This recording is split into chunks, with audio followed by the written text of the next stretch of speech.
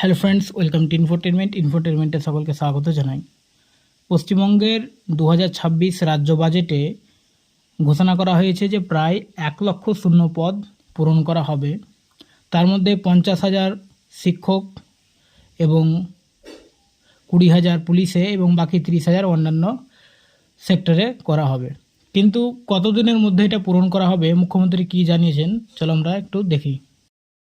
পরিষ্কার আমরা বলেছি এই অর্থবর্ষে 1,00,000 নতুন নিয়োগ হবে, 20,000 পুলিশে এবং 50,000 শিক্ষক, শিক্ষিকা, শিক্ষাকর্মী, অধ্যাপক এবং আমাদের অন্যান্য যারা শিক্ষা প্রতিষ্ঠানকে সেবা দান করেন 50,000-এর কথা বলা হয়েছে। বাকি 30,000-এর ক্ষেত্রে সরকারি অফিসগুলো ডাটা এন্ট্রি অপারেটর, চুক্তিভিত্তিক লোকেদের দ্বারা চলছে।